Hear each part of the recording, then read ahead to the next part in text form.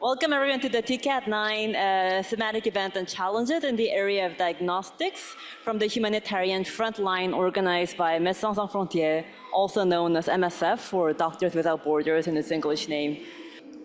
Yeah, so this event is taking place at a good timing when so many stakeholders are here in Yokohama to discuss how to co-create innovative solutions with Africa and create a discourse where we can work together with the African continent as a partner. But to do so, we will first need to understand the opportunities and needs that our partners bring. This event will be the opportunity to look at that with a focus on the diagnostic landscape, ranging from the laboratory capacity to research and development and the different aspects in the pathway for a properly functioning diagnostic ecosystem. Today, we have 5 wonderful speakers with us in person or online. I will hear from each of them and hopefully have some time for a discussion before the Q&A. For the sake of time, I will introduce the speakers with the name, title, and affiliation only. If you would like to learn more about their profile, please feel free to visit our website. First, we have Director Yosuke Kita, the Director of Global Health Strategy Division from the Ministry of Foreign Affairs of Japan, who will give us the opening remarks. Director Kita, please.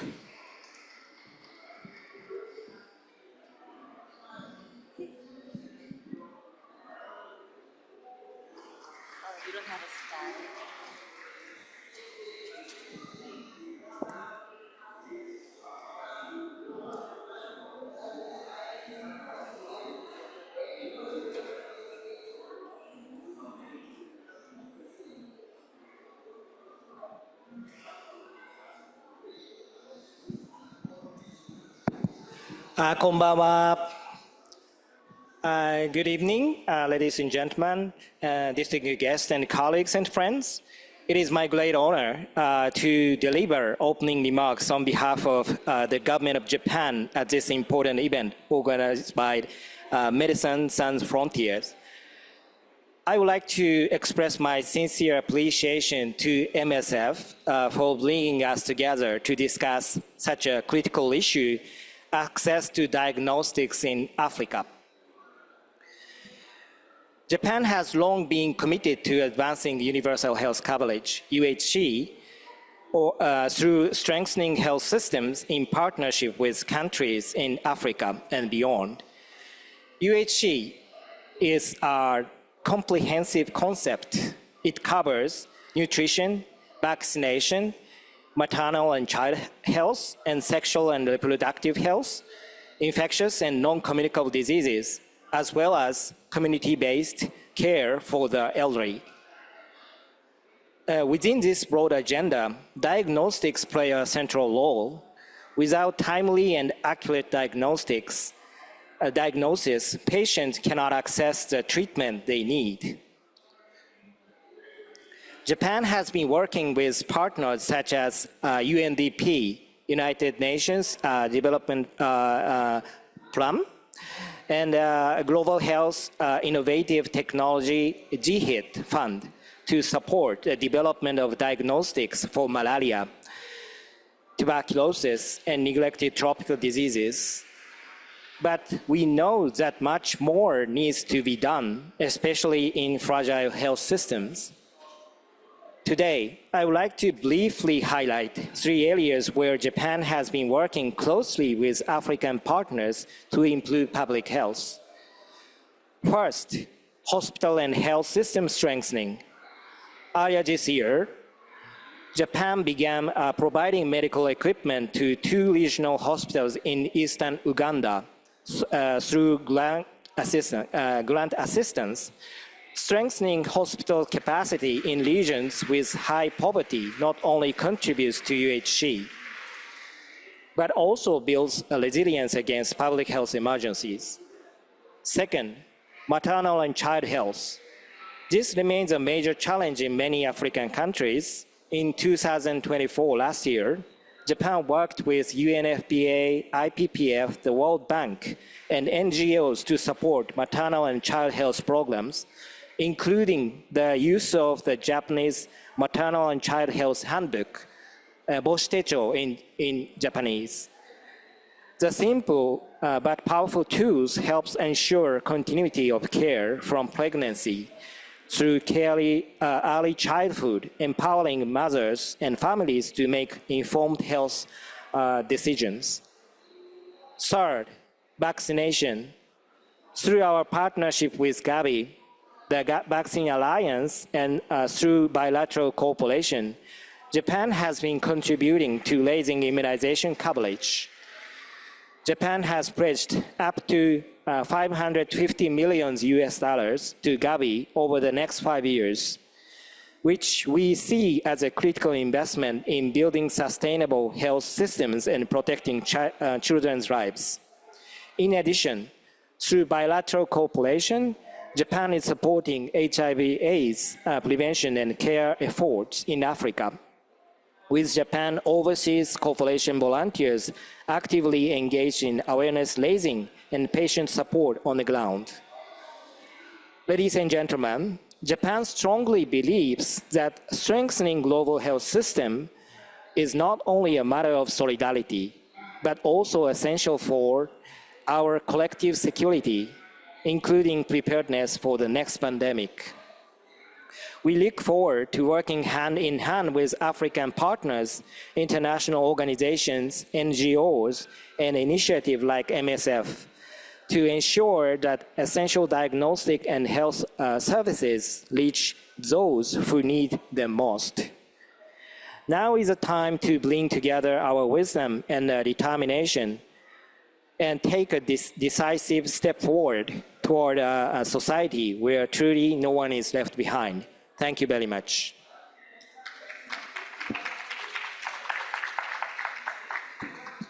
Thank you, Dr. Kita, for those opening remarks.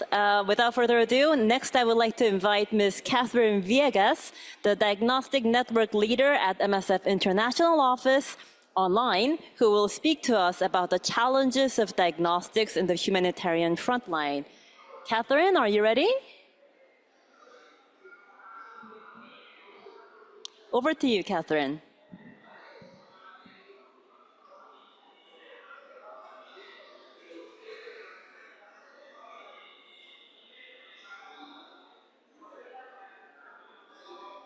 Do you see my screen?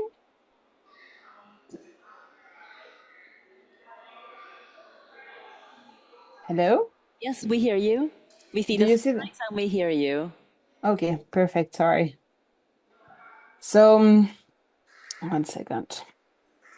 So good evening, everyone. It's a privilege to be here with you, talking about something very close to MSF daily reality, the urgent gap in diagnostic in Africa. For over 50 years, Médecins Sans Frontières has been providing medical care in crisis, from conflict zone to epidemics to neglected diseases. Across our project, from the Central African Republic to South Sudan, from Kenya to the Democratic Republic of Congo, one thing is clear: when diagnosis is missing, lives are lost. And today I want to share with you what this gap looks like on the ground, why it persists, and most of all, what can be done to close it. Because behind every statistics, there's a patient, a family, a health worker waiting for solution. I'd like to start with one of those patients, a little girl in northern Kenya from a pastoralistic community. She's been sick for weeks, fever, weight loss, weakness. Her family walked almost 3 hours to reach the nearest health facility. The nurse here suspects visceral leishmaniasis, also called Kelazar. It's a deadly parasitic infection spread by the bite of infected sandflies. Kelazar is a neglected tropical disease, and left untreated, it kills 95% of the patient. In an ideal world, the diagnostic will start with a rapid diagnostic test, simple, quick, and done on the spot. The next option is called the test. It's a test called a direct agglutination test, but that needs a functioning laboratory, trained staff, cold chain, and it takes at least overnight to get results. None of that exists here, and the family is told to come back tomorrow, but that means another 6 hours of walking. For this little girl here in Kenya, the absence of a simple test is the difference between starting a treatment today or maybe dying at home. And this is not an isolated case. Across MSF African operations, we see the same reality, whether it's Kelazar, advanced HIV, tuberculosis, antimicrobial resistance, or even sexually transmitted infections. The absence of adapted diagnostic tools costs lives every day. But who are we to make these claims? And why does MSF care so much about diagnostics? Let me situate a bit here who we are. Médecins Sans Frontières, Doctors Without Borders, is an independent medical humanitarian organization founded in 1971. We work where health systems are under the most pressure, conflict, epidemic, and displacement, and places where people are excluded from care. Our medical ethics, neutrality, and independence are non-negotiable. They allow us to go where others can't and to speak about what we see. Last year, our team worked across dozens of African countries, delivering millions of consultations and admissions. These numbers are not just about scale. They show how much time we spend at the point of care. And when diagnostics fail, the whole chain fails, from finding cases to giving the right treatment to controlling outbreaks. MSF is not a regulator, and we're not a donor. We're a frontline organization. If a diagnostic works with us, it most probably will work almost anywhere. And we know that access can change when the right pressure is applied. If you remember 20 years ago, MSF challenged the high price of HIV medicines. What seemed impossible at the time, treatment for millions of people in Africa, became reality when prices dropped and supply improved. That's the same kind of change that is needed today in diagnostics. For MSF, diagnostics are not an abstract topic. They are at the heart of everything we do.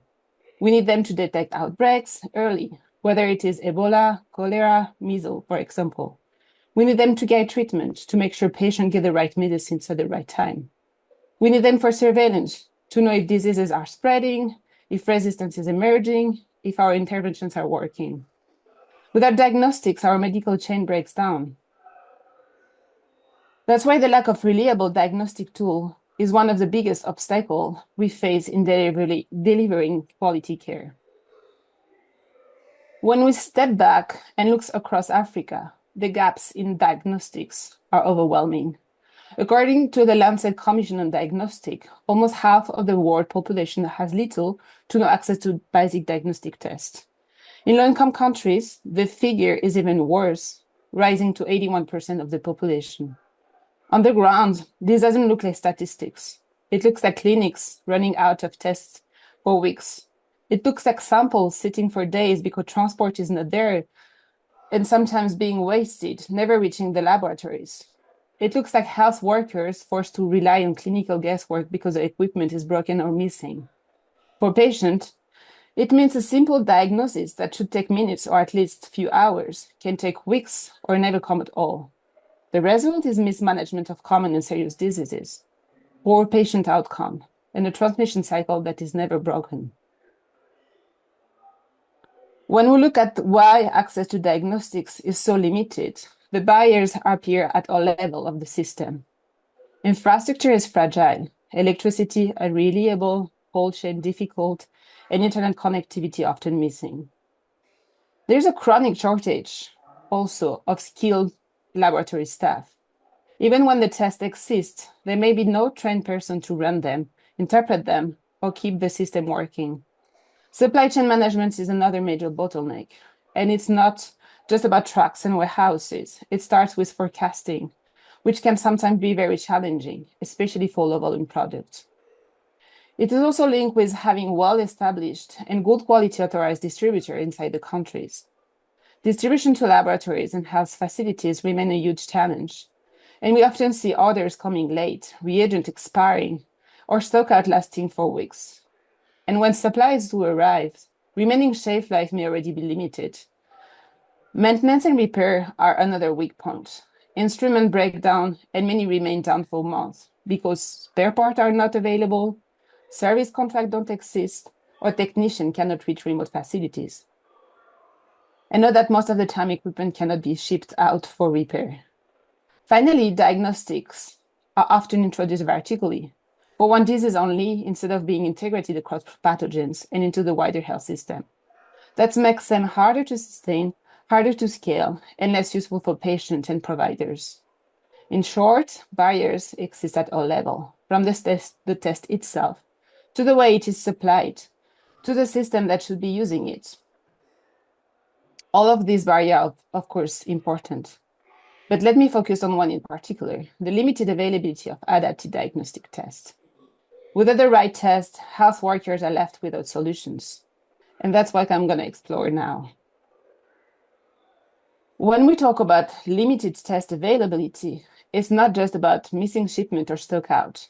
The problem goes deeper to how diagnostics are developed, produced, and priced. If we look at the research and development, the problem is clear. Most diagnostics are not designed with African realities in mind.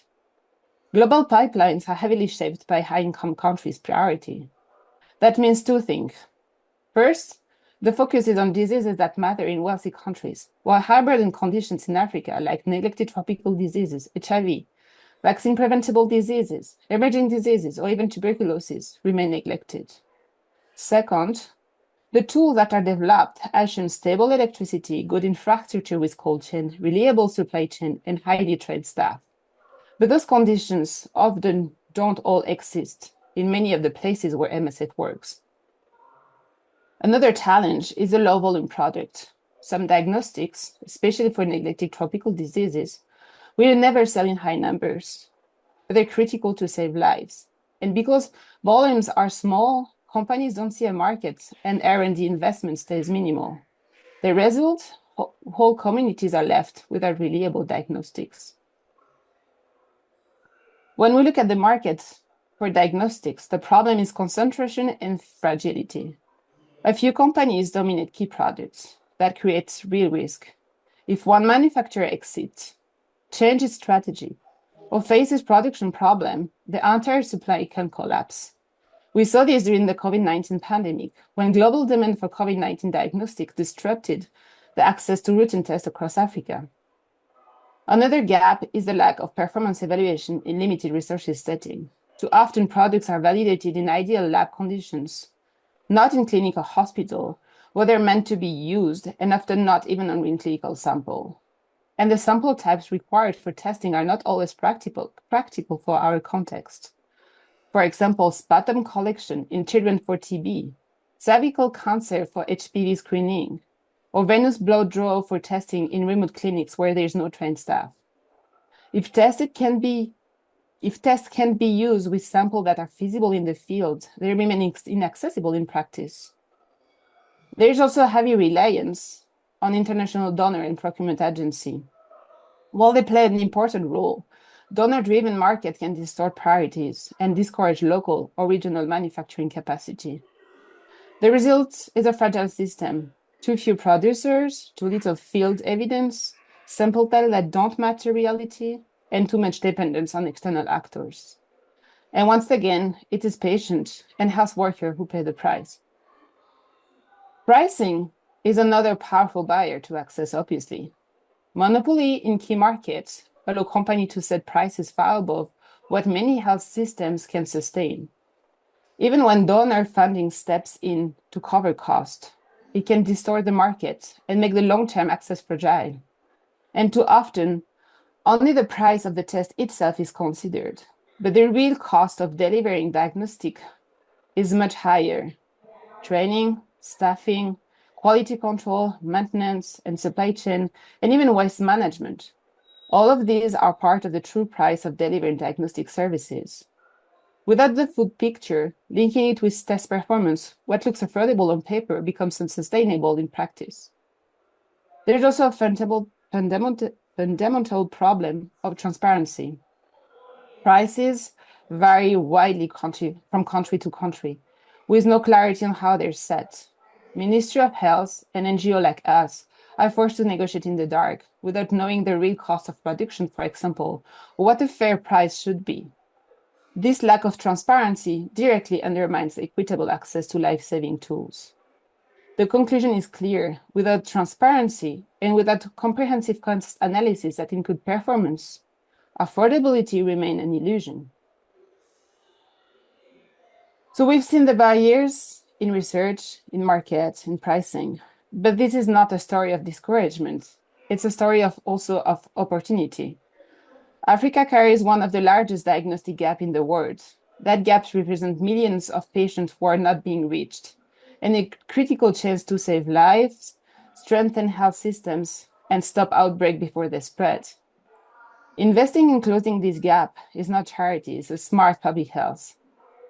It builds resilience against epidemics. It reduces cost of treatment by catching diseases earlier, and it creates sustainable demand for tools that are adapted to real-world needs. The question now is, how do we design and deliver diagnostics that actually work in Africa's reality, in the heat, in rural clinics, in fragile supply chain, and that respond to the diseases driven the greatest health burden? That's a challenge I want to explore now. How to turn barriers into innovation and gaps into impact. For MSF, innovation is not just about shiny new technologies. Innovation is also about whether a tool can actually be used today in the places where patients need it most. That means thinking from the ground up. Can this test survive high temperatures and humidity? Can it be stored and transported without a cold chain? Is the shelf life long enough to make supply chain work? If needed, can it be used by a nurse in a decentralized clinic, not only by a trained laboratory technician in a reference laboratory? And crucially, has it been properly evaluated in context, in real conditions, using the sample type that are actually feasible in those settings? Quality also matters. We cannot afford to use products that don't meet high standards. There are different ways to assure quality, and my co-panelists from WHO will expand on this point. Pricing is another key factor as presented before. Diagnostics must be priced so that Ministry of Health can actually buy and use them. When relevant, diagnostics should not be locked into one disease only. Equipment and platform that can be used for several pathogens are more useful, easier to sustain, and give better value for money. And design must include maintenance, repair, and training from the start, not just a warranty. So affordable, fairly priced, and designed for real use, this is what makes a diagnostic truly innovative. Tools that are practical don't just save lives, they build trust, create sustainable demand, and make markets stronger. So as I was saying, designing for implementation is innovation in itself. The breakthrough in diagnostic is not just about the technology itself. The real breakthrough is making sure it can be used where it is needed most. That means diagnostics must be infrastructure appropriate, design taking into account electricity, temperature, humidity, biosafety conditions, for example.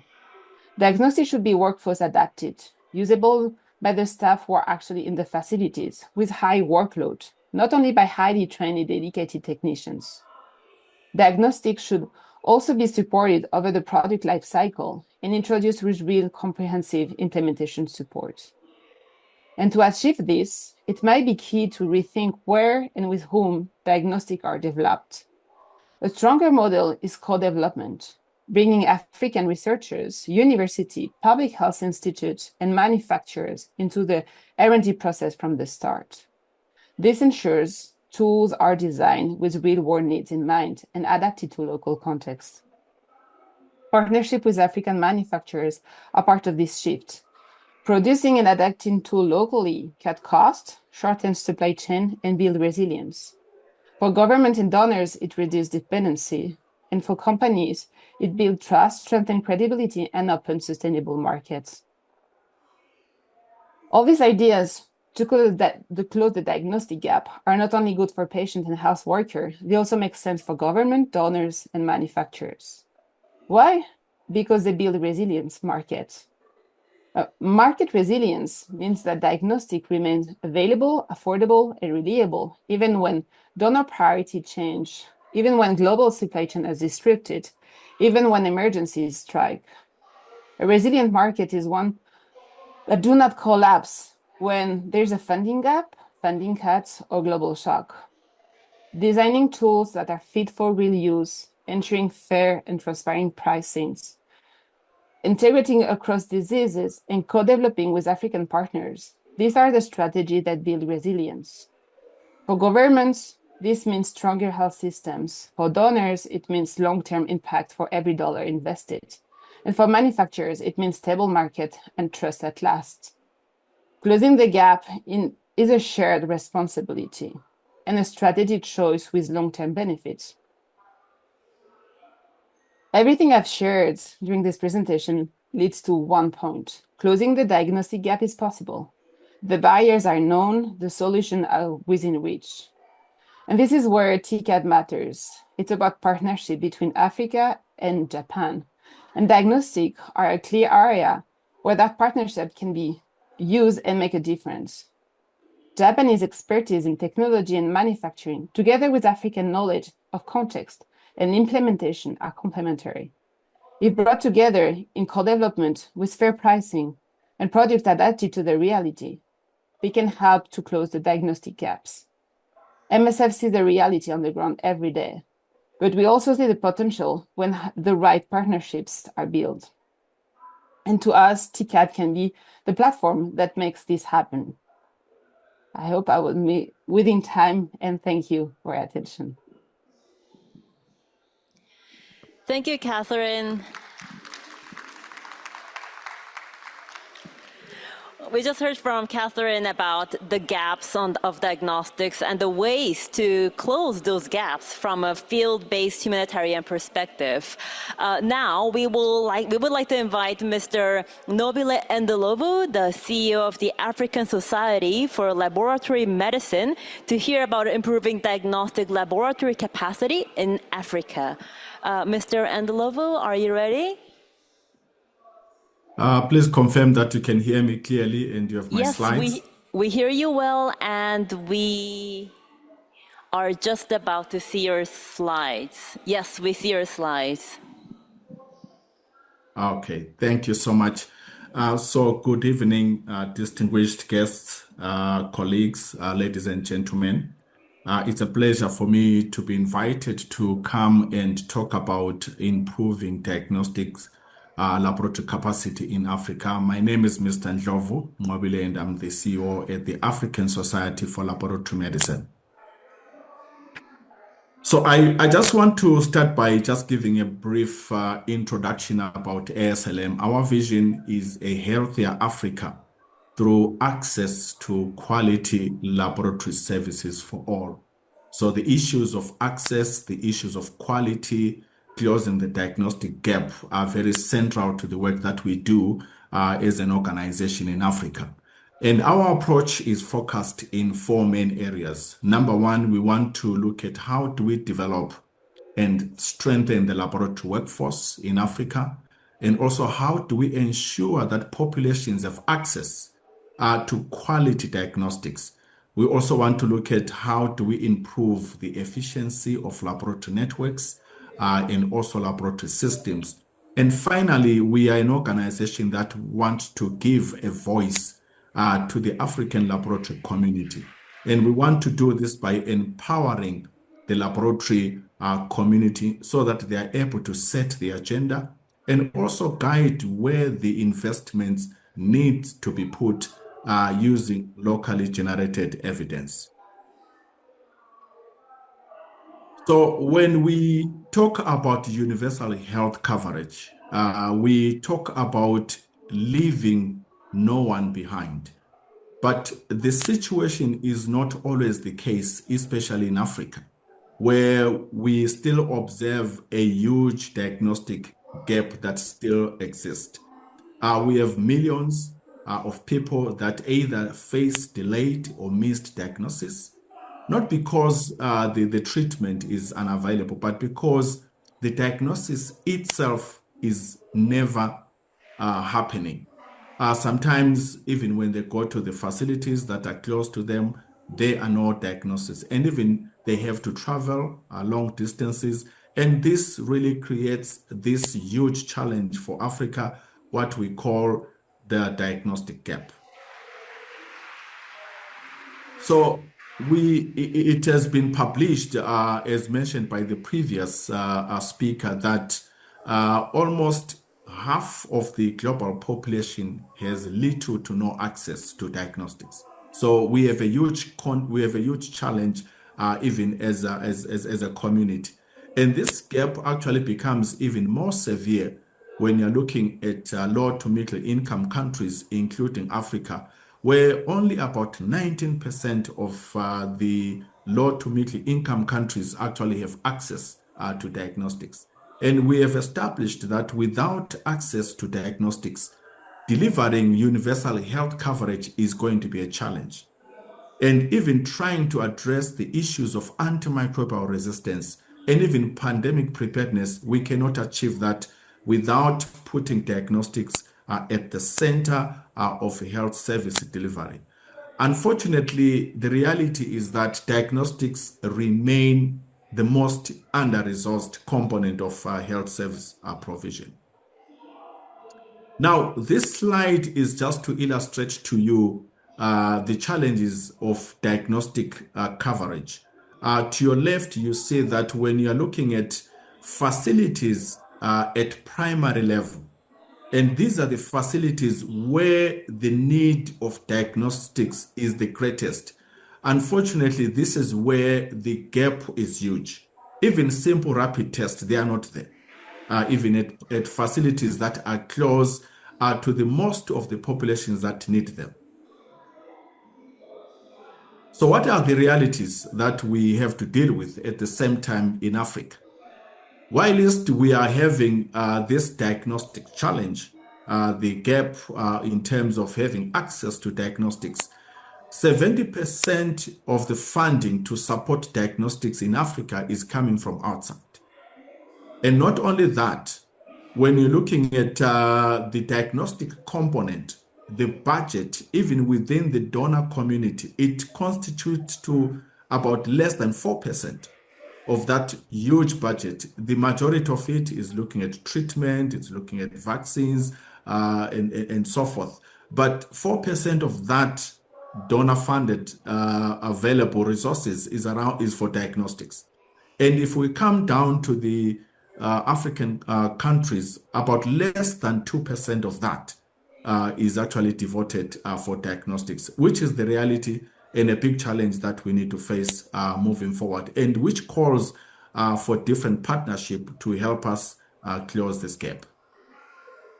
So looking at the challenges, they start from the governance, the policies that define what are the minimum packages, what is the essential diagnostics that are needed at each level, the issues of limited investment to expand the diagnostic facilities to the areas where they are most needed, the rural, the remote, where they are the greatest population. The issues of cost are also a big challenge for most of the African countries. The infrastructure, which is still outdated and lacks technological advancement in many facilities, which is an opportunity for partnership with Japan and the organizations that are in Japan. And of course, the shortage of trained health professionals also becomes a challenge too. But let me quickly switch and talk about opportunities. Over the past decades, in Africa, there has been a lot of investment. And in that investment, we have a huge foundation of assets that can be deployed, that can be optimized. Some of these assets have come through HIV, TB, programs. And we realize that these are the same platforms that we can maximize, that we can optimize, even to test for other conditions. And one of the things that we need to face, especially given the current environment, is how do we integrate? How do we use the same platforms to test for other new and emerging conditions? How do we create efficiencies? How do we create accessibility and efficient patient-centric diagnostic services? We have been having one of the major challenges in terms of verticalization. Programs are siloed and it creates waste. So currently, as a continent, we are beginning to drive our countries to move towards optimizing the current assets that we have. We did it under COVID. We used the same platforms for HIV, we use them to test for COVID. I think we can do better even moving forward, especially with all the outbreaks that are coming. So it's an opportunity that we can continue to collaborate, to partner, so that we can create efficiencies given the existing platforms that we have. So another opportunity is really looking at how do we democratize diagnostics? How do we invest in an integrated TH system where we need to move from a model of centralized privilege, centralized testing, and really taking the diagnostics to where they are needed. In other words, putting the diagnostic testing in the control of the patient. The most in need currently don't have the diagnostics. So even as we are doing our research and development, as we are thinking of innovative technologies, how do we put the diagnostic test in the control of the patient? Here is the current reality that we have. We have been experiencing a huge global funding reduction. And now the big question is for most African countries, how are we going to ensure continuation of laboratory services after funding has been cut by many donor organizations, by many countries that have been supporting Africa? So as a country, as countries and as a continent, we need to begin to think about what is the minimum package for sustainable laboratory services. And as the African Society for Laboratory Medicine, working with Africa CDC and many other organizations, we are beginning to think about establishing what we call a minimum package, because over 50% of the countries, they reported a significant disruption because of the funding gap. So we need to talk about, in terms of procurement, what are the priority diseases that we need to think about in our minimum package? What are the basic equipment? What are the cost staff that we need? And what are the other quality and assurance measures to ensure that there's continuity of testing despite all the reduction in global funding? And this calls for partnership even with Japan. So the role of artificial intelligence is becoming very significant, and it can help the continent really to leapfrog in terms of covering the diagnostic gap in many of our countries. And recognizing that Japan is already advanced in technology, we believe that this is an opportunity that Japan could really work with their African counterparts to really see how artificial intelligence in medical laboratories, in diagnostics, can help close the diagnostic gap. So Africa is a young population, and also it's a continent that really has been blessed with a lot of workforce in terms of the numbers. But we still need to grow this workforce. We still need to understand, bring the competencies that are needed at each level, at a rural level, at a district level, even all the way to the central level. What skills do we need? What competences do we need? In terms of the size, how many do we need lab scientists? How many do we need at clinical level? How many do we need closer to the communities? And of course, where are they? That is going to be very important, because Africa is sitting on this huge asset, and we believe this partnership with Japan really will help to tap into this resource. We have programs we have started as ASLM in trying to develop a pool of well-trained laboratory professionals across the entire TH system. And we have got a program that really would like to see happening in terms of developing this trained pool.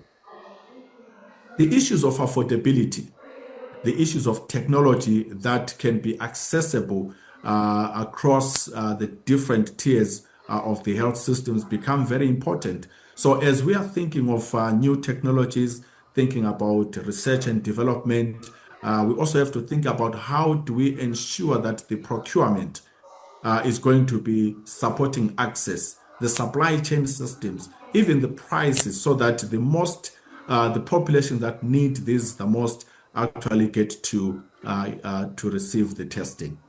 Leadership is becoming central given the global challenges. We need leadership that is very innovative, that is very agile. So as an African organization, we are beginning to think about how do we build leaders who are going to think outside the box, because the current challenges require people to think outside the box in order to ensure that testing continues despite all the resource limitations happening in the world. Local manufacturing. I think this is becoming a very big topic for Africa, because currently Africa imports 93 times more diagnostic than it exports. So currently we have existing manufacturing platforms, but they have limited capacity in terms of the technical expertise, the funding, the raw materials, limited networking. And I believe as we are having this session today, I think this is a call to Japan to really work with African manufacturers, work with African organizations like Africa CDC, like the African Medical Authority that is going to be spearheading and really engaging many partners around supporting local manufacturing in Africa as an effort to close the diagnostic gap. So as I close, when we are looking at the future of diagnostic in Africa, 3 things we need to keep in mind. We need to look at how can we scale up diagnostics. And I believe this is an opportunity of partnership with Japan in terms of how do we bring the right technologies that can be used in the right places. Sustainable funding models. How can we help Africa transition from donor-funded models really to begin to look at local resources? And finally, technology is moving. We cannot avoid artificial intelligence, and working with Japan, high-income countries, we also want to benefit from how artificial intelligence and digitalization actually can help close this diagnostic gap. So thank you, and back to you. Thank you, Mr. Andalovo, for your wonderful presentation. We just heard from Mr. Andalovo about the realities of diagnostics in the African context, but also the opportunities and priorities in Africa coming from African initiatives.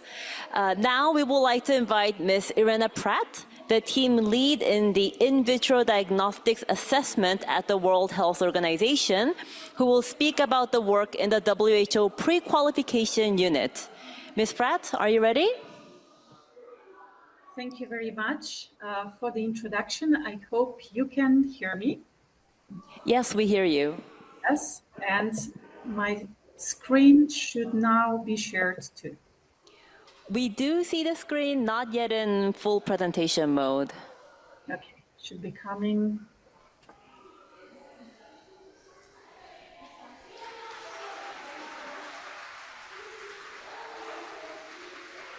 Can you please confirm you can see my screen in presentation mode? It's not yet in presentation mode.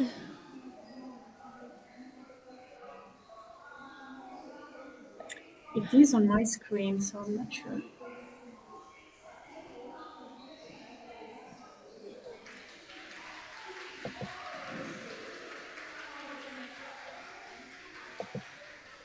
Is it better now?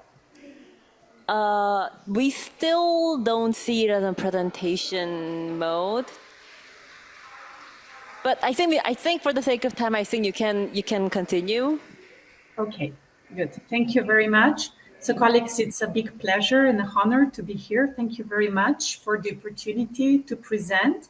My presentation today will focus on regulation and quality assurance with information on the WHO pre-qualification program. All of these are obviously contributors to access to quality diagnostics, which, as you have heard from the previous speaker, is a big puzzle depending on many elements and many players. So WHO has been working on quality assurance for health products, and all of these elements are at the center and the core of WHO's strategic framework. I'm sure you are all aware of the Sustainable Development Goals that set the scene and stress the importance of not only ensuring access to health products, but also making sure that those products are of assured quality. The World Health Assembly resolutions that drive the work we do at the World Health Organization also stress the critical importance of having quality assured health commodities available for all populations in all the regions around the world. And finally, the more granular documents we develop at WHO to drive our work, including the global program of work and our roadmap to access, also stress these elements. However, despite the importance of all of these aspects, we know that today 69% of national regulatory authorities around the world lack the necessary resources and capacity to perform all their regulatory functions well. And actually, the situation is even much worse in the medical devices space, where typically the regulatory resources are lacking as compared to medicines and vaccines. So in this context, WHO has been implementing what we call pre-qualification of various health products, and pre-qualification represents a unique quality assurance platform and is a contributor to equitable access to quality assured health products. Pre-qualification is in place today to address the lack in regulatory resources in around the world, and hopefully at a certain point when these resources improve, pre-qualification will no longer be needed and countries will be able to address the quality assurance work and the regulatory work on their own and through their specific regulatory networks. We all know that every year hundreds of millions of US dollars worth of health commodities are purchased for their distribution across the resource-limited countries. And in this context, in vitro diagnostics play a very critical role in ensuring blood safety, surveillance, diagnosis and treatment initiation and monitoring. The recent pandemic has outlined how important in vitro diagnostics are as a key contributor to a functional health system. However, many essential in vitro diagnostics still have very limited availability in many countries around the African continent. So in this context, WHO has been performing quality assurance activities, assessing in vitro diagnostics, initially only looking at their performance through performance evaluations, but for the last 15 years also through the pre-qualification program. The aim of the pre-qualification program is to promote and facilitate access to safe, appropriate, and affordable diagnostics of good quality. The program has a very defined focus, which is on in vitro diagnostics for priority diseases. And these priority diseases are defined and determined by WHO disease programs. A specific focus of pre-qualification is also the suitability of specific products for use in resource-limited settings, considering the specific risks that apply in such settings.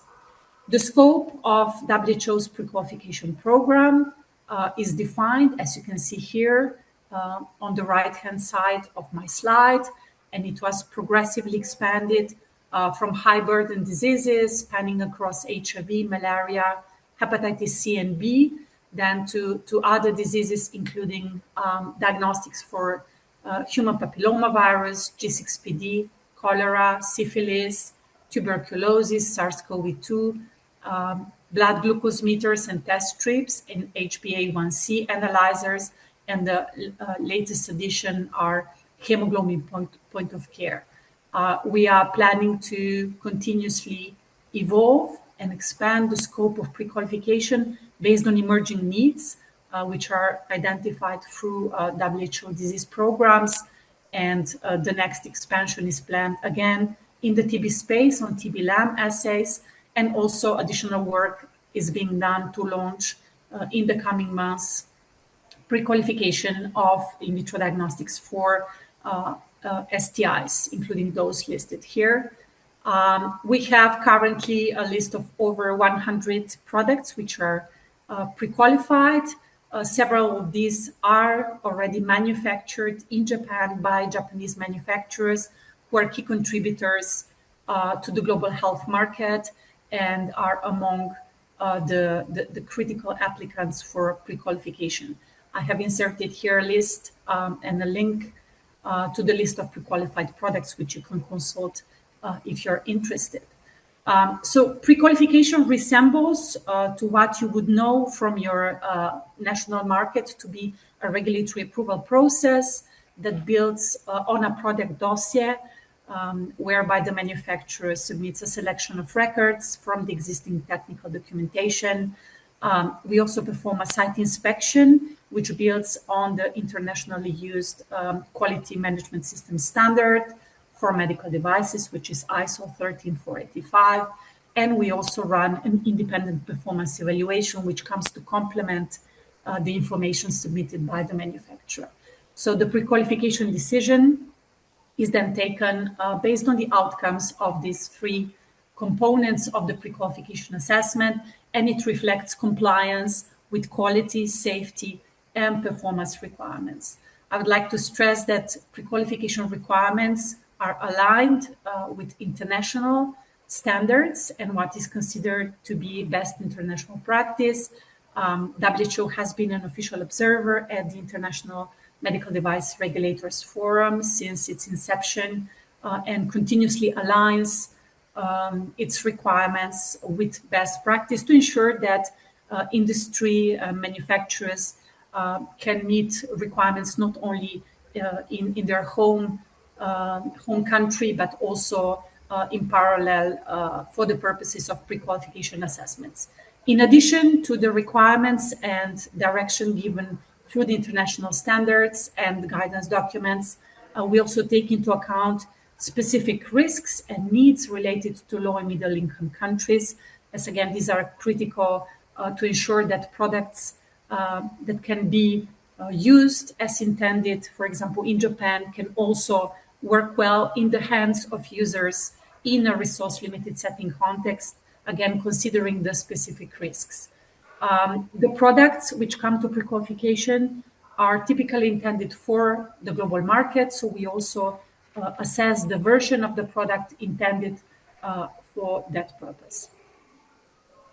In addition to the pre-qualification program, WHO has been actively supporting countries in strengthening their regulatory systems. As I mentioned at the beginning, we know that many countries lack sufficient capacity to invest in developing and maintaining a robust and resilient regulatory system. And this is even more true in the space of medical devices.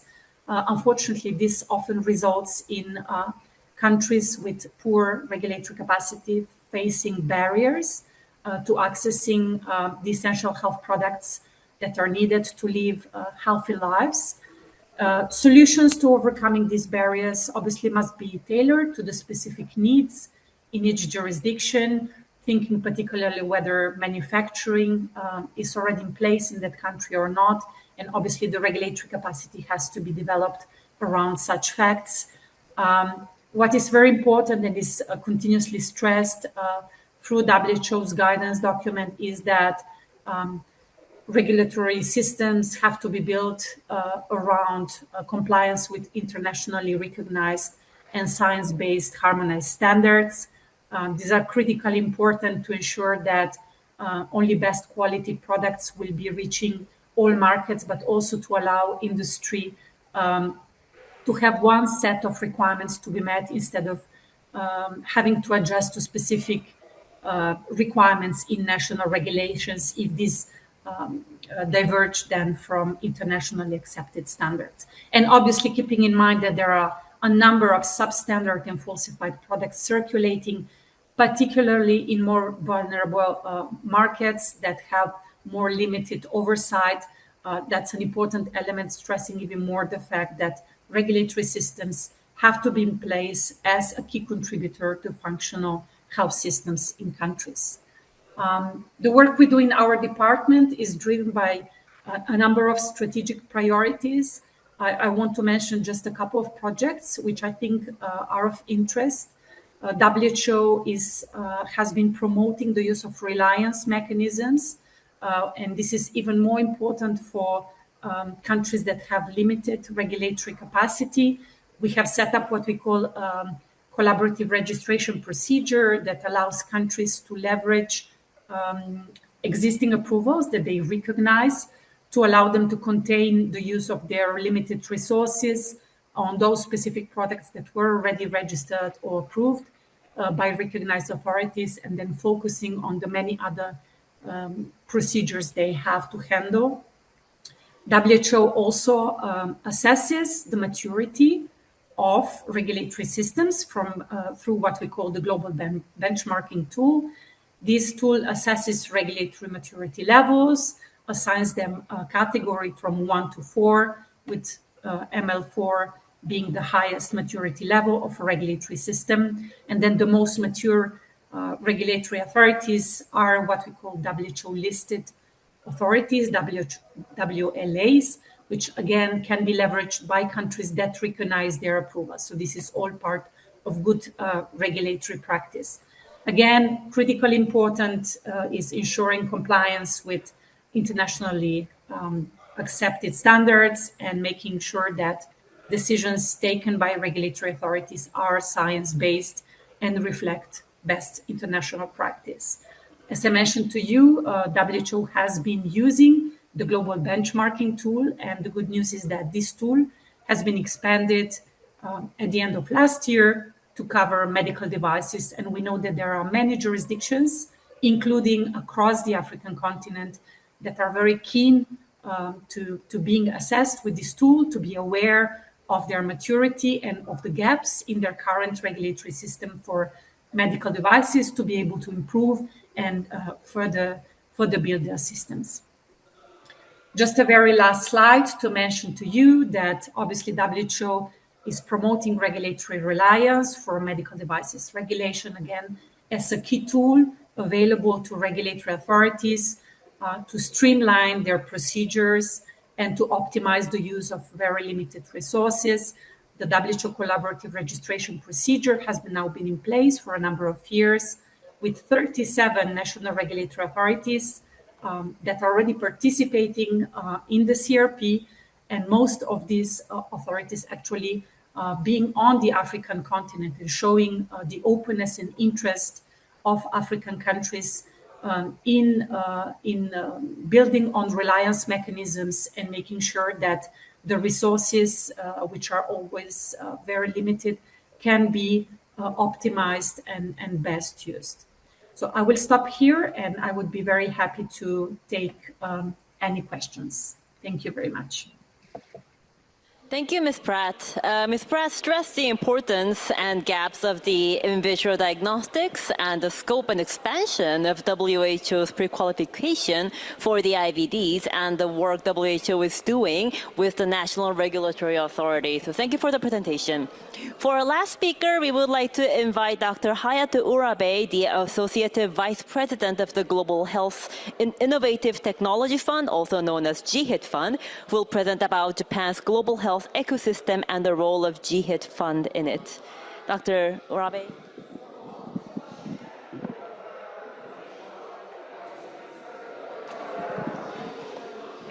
Great.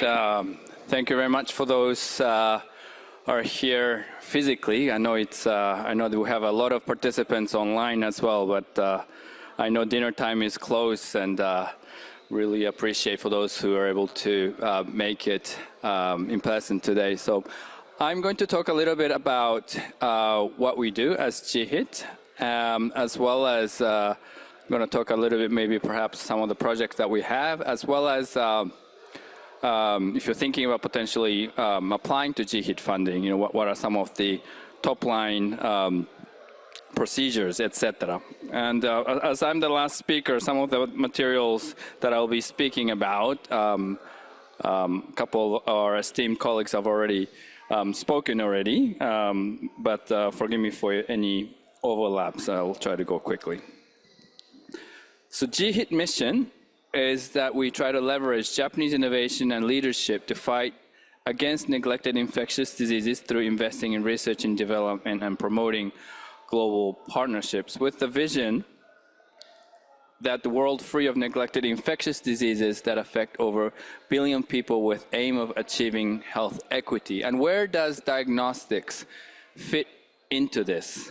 Maybe you've heard of the phrase before, without diagnostics, medicine is blind. This was a comment that was made by Alain Mérieux. He's a French person, business person, also philanthropist, who was fundamental in creating the Mérieux Foundation. So, of course, we see we're invited by MSF this time, French organization. And of course, Alain Mérieux saw this importance of diagnostics. So, we see correlations. Perhaps there's something to do with French and Japan and Africa and diagnostics together. Food for thought. GHIT, our approach to challenges, we see the opportunities or gaps. In fact, malaria, TB, NTDs, which are our scope of our investment. Of course, we see deaths in malaria, overwhelming deaths in malaria, TB, and NTDs, as you can see. NTDs, of course, those are case numbers. It's not to say that 1.6 billion people would die every day, but it does show that there are so many cases there, and of course, it's looking for solutions, both treatment and diagnostics. And where we come as GHIT Fund, we go and try to look for gaps, things that would lack financial profit, something that the business would not want to go into, where there's high barriers to entry, and where some development that could take over 10 years. Of course, we do not only look at diagnostics, we look at therapeutics and vaccine as well, which I will get into it, but we go into development of things where normal private sector companies would not go into. We go through the fundraising. Half is covered by the Japanese government, and then both private sector and foundation, which I'll go into later in details. And as I mentioned, we fund in a partnership model where all the funding that we make is towards a Japanese organization in collaboration with an overseas entities. And just to give you a sense of the scale of our organization and the impact that we have made so far, we have made over $350 million commitment over the last 12 years in existence, where we're getting closer to 400 now, and we have made about 130 programs that we invested with approximately 10 projects in clinical trials and 1 drug project which just got pre-qualification for schistosomiasis drug, which I will get into a little bit later. But we are essentially a program developer. We are essentially a public-private partnership fund. So just in terms of where we go into, in terms of our funding, we're very fortunate to have the government of Japan, both from the Ministry of Foreign Affairs, which of course Dr. Kita has just spoken, as well as the Ministry of Health, Labor and Welfare, through UNDP. Our funding, 50% would represent coming from the public foundation, public sector, as well as the full partners, both the Gates Foundation, as well as Wellcome Trust, covering roughly 25%, and the remaining coming from various funders from private sector, ranging from pharmaceutical companies, as well as diagnostics companies, as well as other contributors, such as maybe some CROs, as well as some other sponsors that you see at the bottom. And so this is where we get the funding from. So where do we actually make our investment, or where we give out the grants? Because we don't look for any financial returns, we give out grants essentially. Our current portfolio looks like this. We currently have about 40 programs that are actively being managed, ranging different sizes. You can see from your left to my right, everything that's your left is early phase, going to the right, closing together to the local market or registration. What you see in there that are circled in green are those programs that are currently active and we currently have in contractual agreement with. So this is just a snapshot. So it's not to say that, so some of the programs that might not be shown here, they might be, we have invested before, which we're not seeing. But you do see that our investment, GHIT's investments, a lot of the diagnostics are in NTDs. you do see 6 programs that you currently see in NTDs. And in terms of the percentage of our funding, around 14% of our funding over the last 12 years, 14 was in 14% of our funding is now going to diagnostics, totaling about 5.4, 5.5 billion yen has gone into development of diagnostics over the last 12 years.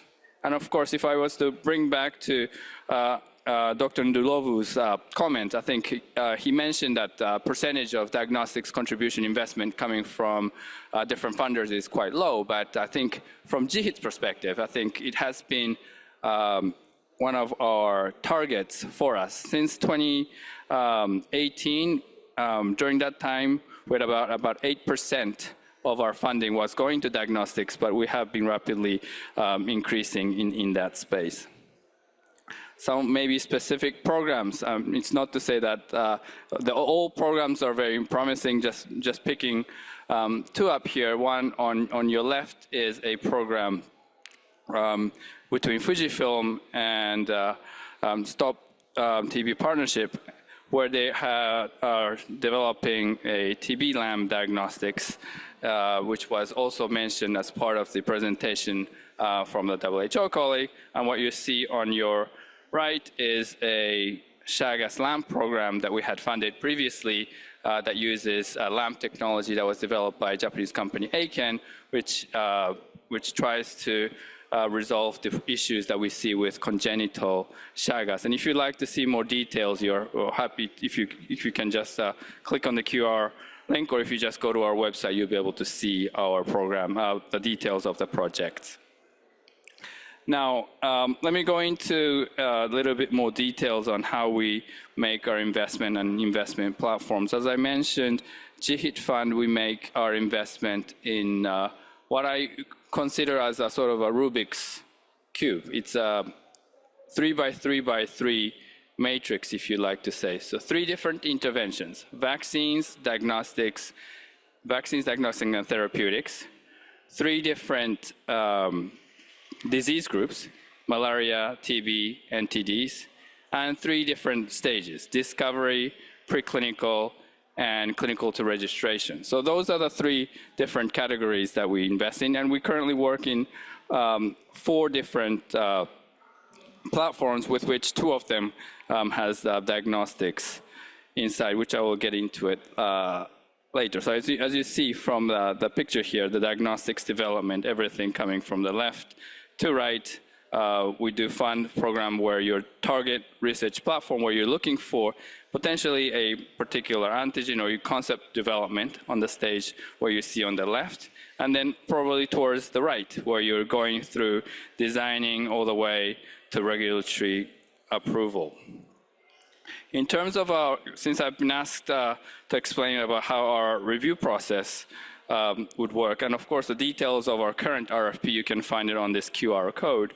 But what you see on your left, target research platform considers basically looking for discovery phase programs. You would go through what you call intent to apply, where you basically you show your intention to apply, and then goes down, goes through the process of the full proposal submission, all the way to review, and then of course all the way down where you would go through the awarding process. Typically, after awarding, maybe some of the funders that are, large, maybe government funders, maybe they don't monitor as much. But what are some of the differentiation that we have at GHIT Fund is that we do go through a very rigorous monitoring process to actually make sure that the projects are proceeding according to the milestones that we set. And we get really positive feedback from our grantees that stringent monitoring does actually help the project move the way at the speed that they would expect to see. So just in a nutshell, target research platform and the product development platform, what you see on the left is more in the discovery phase, which has a maximum cap of 100 million Japanese yen. On the right, you see no cap, but of course, it's not to say that reasonable amount, typically what you see, all the data in terms of the investment you can see on the web, so you'll see what would be a reasonable cost you would be requesting for. Eligibility, I mentioned a little bit about our fund being a partnership between Japanese organization and overseas organization. So there's that, what you see on your bottom right, who can apply in terms of the organizations, what you see, different types of organization, and even if you're private sector or even if research institute, academia, anyone would be able to apply, but as long as it has to have a Japanese entities component as well as a collaboration with overseas entity. And of course, disease focus, I mentioned about these 3x3 matrices, but of course, just we are getting into the space of pandemic preparedness, diseases with pandemic potential, as well as diseases with public health emergency as well, as a way to explore. And then, of course, typically the programs would run for 2 years. Now, I rushed through all that. Maybe I can just show you my last slide with some of the current trends and potential opportunities in Japan and how I see it personally. Some of the things that I see, maybe going from your left, and some of these have been covered by both Catherine and Dr. Nvoru, but we do see this decentralized and rapid multiplex testing, so shift of point of care through maybe near and near patient platform. We do look at a lot of the cases. If you look at our RFP, you would find that our RFP, a lot of them would prioritize on the rapid diagnostics testing, where you would really want to put it in the point of care arena, and then multiplexing and syndromic panels. Basically, you'd want to be able to diagnose multiple diseases at the same time, and hopefully if it's customizable, it would be even better, because a lot of the times some of the diseases that you're looking for, the endemicity would change according to different places. Of course, non-invasive is always better than invasive. One of the reasons why we really like the Fujifilm's technology is that it's, you're taking urine samples to test it, as opposed to, getting sputum samples or blood samples, for instance. Digital integration, we do see a lot of that.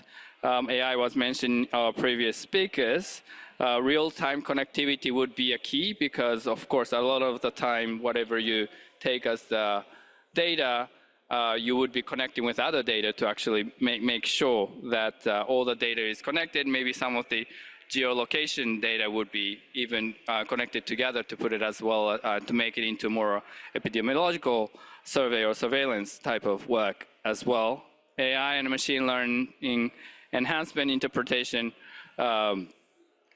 that we are seeing. It's not to say that this particular approach is in our scope, but we do see a lot more efforts of integrating AI and machine learning into diagnostics. Genomics and metagenomics for outbreaks. We have a program on Chagas disease, which you saw in the previous slide, where you're doing genomic analysis to take out to look for the particular targets, but we do see the genomics approach, more of that in the future, I'm expecting. And then the last bit, we talked probably at length, not at length, but in quite detail by Catherine earlier on, locally adapted design, and of course the use case. How are you going to be using your particular diagnostics, and what's the pain point that you're trying to solve? Because if there's no pain and you're making your diagnostics, then obviously no one's going to be needing them.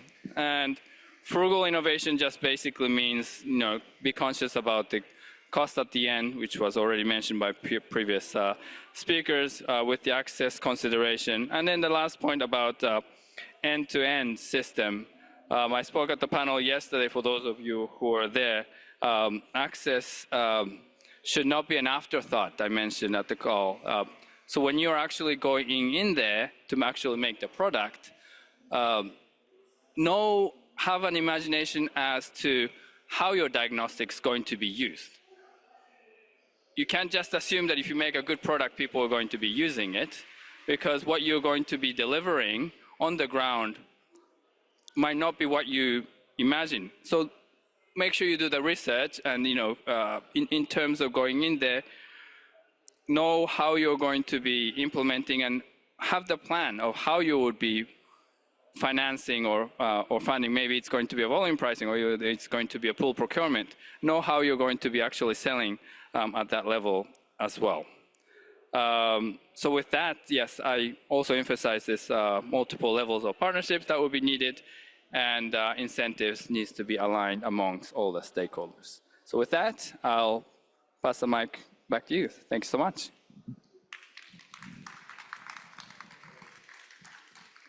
Thank you, Dr. Orabe. So Dr. Orabe just spoke about, the contribution of GHIT Fund to the diagnostics areas that are not financially, naturally appealing for the researchers and companies in the diagnostics area. Now we would like to invite Dr. Kita and Dr. Orabe to come up to the stage for discussion and Q&A.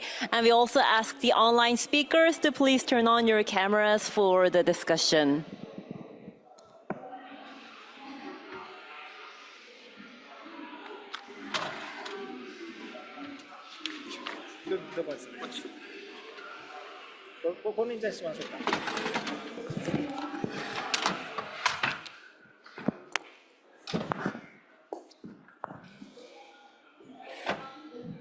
Before me asking questions, actually, I know a lot of our participants did not have opportunities to ask any of your questions throughout most of the TICAD side events. So I would first actually like to open up to the audience for questions. So if you have any questions from the floor, please raise your hands. We will be going to you with a mic.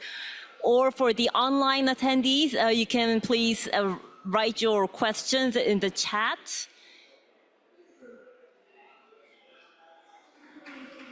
While we wait for the questions, please you can think of your questions. While we wait for the questions, and maybe we can start with some of my questions.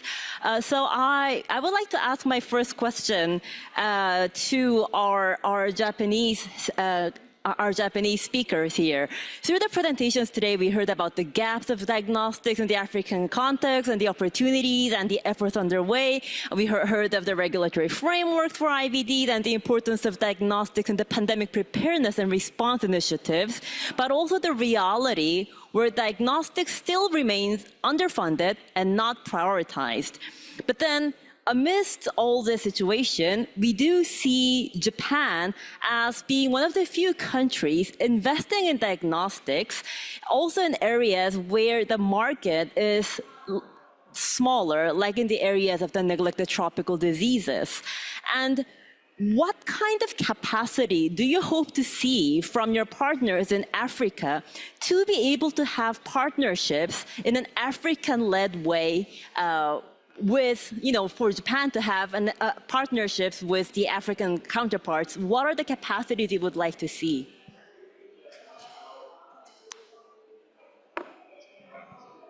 Please. For me? To both of you.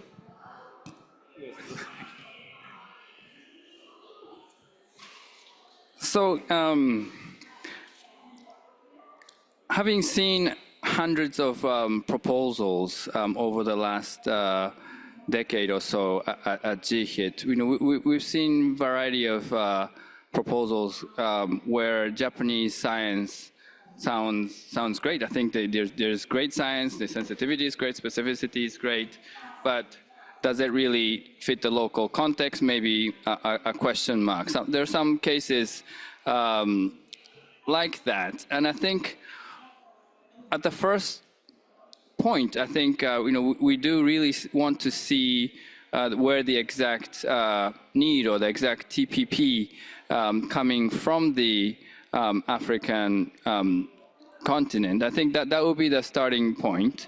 And then, of course, in terms of having the technology to be transferred, I think if you were to make these kits in Japan and then ship them over, let's say in this context to Africa, it's not going to be cost effective. So I think we do want to have that aim of having it locally produced, and what needs to be locally produced would African people would know best as to how it's going to be locally produced. So initially the need portion might be the entry point, but then as we develop our clinical trials and then getting into more in the late stage of the product development, then in addition to the scientific discussions that we will have, it would be a progression onto discussion on how the manufacturing would take place. So I think I do see a progression of capacities or knowledges that would change according to the development of the products.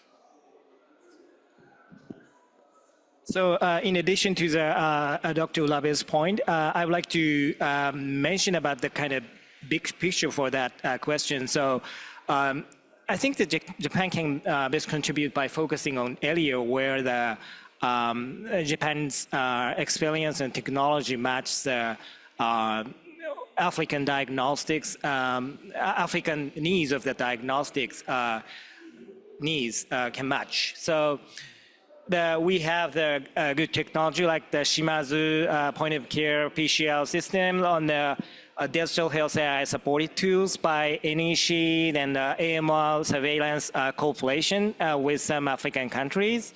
But I think that that one specific diagnostic is important, but also I think the Japanese comparative strength lies not only in the advanced technology, but also in the kind of ecosystem of innovation. So I think the GHIT, where the Dr. Ulabe is working, is a kind of ecosystem of innovation for that kind of to find out the needs in Africa. So I think that I cannot reply to your question directly, but I think that is that is a point I would like to add in addition to the Dr. Ulabe's point. Thank you very much. Thank you. Then following these comments, we heard about the gaps and the challenges, and we also heard about the minimum package that Dr. Andalovo mentioned. With all these minimum packages being developed, with these gaps and challenges, it's extremely multi-layered, and often I think we can get lost in where do we start. But then which areas in this challenging environment, this question is to Dr. Andalovo and to Catherine. Speaking a bit from the humanitarian perspective and from representing the African continent, which areas do you think should be most prioritized for partnerships with countries like Japan? Not in terms of like providing with the tools that have been made in Japan, but in a way of building a co-creating partnership. Which areas of diagnostics or the laboratory capacity building do you think needs to be prioritized?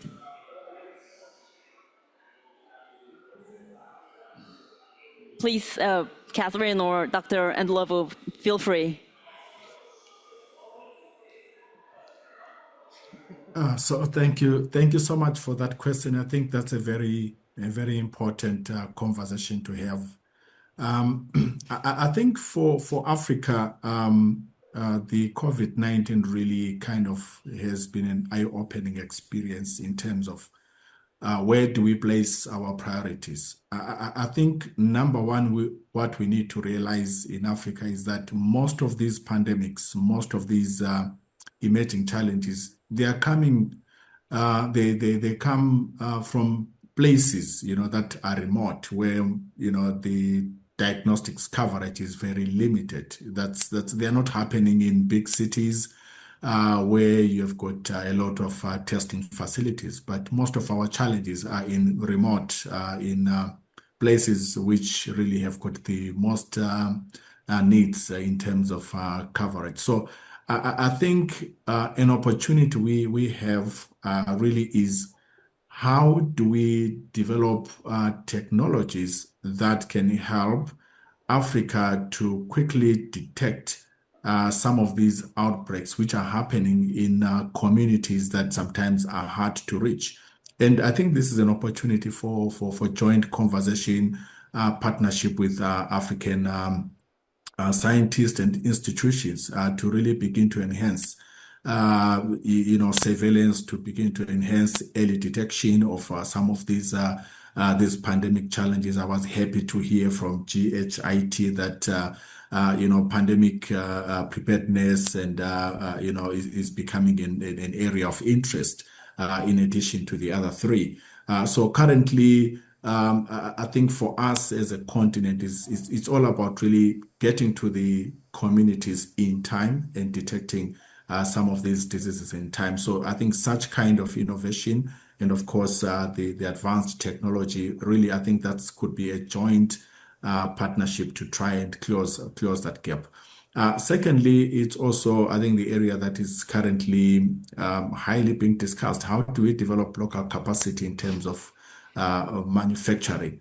So I think that kind of conversation, technology transfer, helping the African manufacturers to develop that capacity, I think that would be very important for the continent. Let me stop here for now. Over.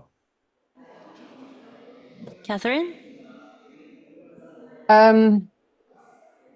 would say that the first would be to put back the diagnostic at the center of the concern, to the challenges to be addressed collectively by the global health community to strengthen health systems, answer to outbreak, for example. We've seen that the minimum investment has been done in the last years to strengthen this, and it's we're not see this evolving in the right way with the funding cut we're currently facing. So I would say the first thing is to be sure that diagnostic is put back at the center of what is needed to increase quality of care and also to address all the public health concern and then the outbreaks. Then I fully align with this positioning on we need to strengthen decentralized testing capacity and diagnostic capacities and avoid to have verticalization of diagnostics, to have more comprehensive implementation, cross-cutting and integration. And then from our MSF perspective, I would say also the low volume product, especially, for example, for neglected tropical diseases or product that won't be sold in high numbers, but still are critical for African realities and cannot be ignored. And we see that it's very challenging to get partnership and funding to develop such product for diagnostics. Thank you. I also had a question for Ms. Pratt, but we actually received questions from the audience specifically to Ms. Pratt. So I would actually like to change my question to the question from the audience. I will just read it for you. Thank you for the insightful presentation. I have a question to you, Dr. Pratt. While WHO PQ processes for conventional diagnostic devices are already well established, do you foresee the development of specific PQ frameworks or pathways for emerging AI-based diagnostic technologies in the near future? If so, would you share how WHO is considering to approach this area? Over to you, Ms. Pratt. Thank you very much. Yeah, thank you for the question. It's indeed an area with, I would say, rapidly growing interest. Artificial intelligence all over the place, and it has entered the public health space. And it's important to consider, obviously, the innovative technologies that are coming our way to support the various health interventions.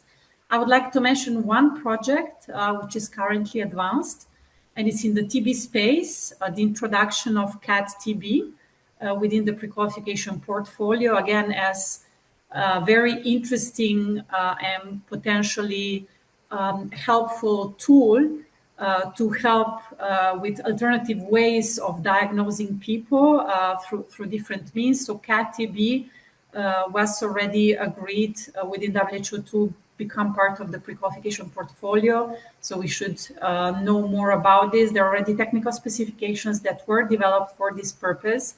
And I would anticipate that in the coming year, this space will be growing. As technology advances very fast, but sometimes, you know, the way we accommodate it is less fast than that. It will be extremely important to be able to match that need, and also on our side to be able to react. So we are already working with some of the regulatory authorities that have some experience, although the experience right now in this space in the regulatory context is still very limited. However, that shouldn't be a barrier in advancing this project. So we'll make sure that this is implemented and continues to grow in the future. Thank you. Thank you, Ms. Pratt. We are 1 minute over time, so I think we have done a rather good timekeeping. Unless we have more questions from the floor, we would like to end today's session. But before ending today's session, I would like to ask all the participants to please fill in the survey for today's event. You will see it appear on the screen very soon, so please fill in the survey through the QR code. And I hope that you found this event helpful for you. So thank you to all our speakers for the great presentations and the discussions. Please, it would be great if you can give them a round of applause. And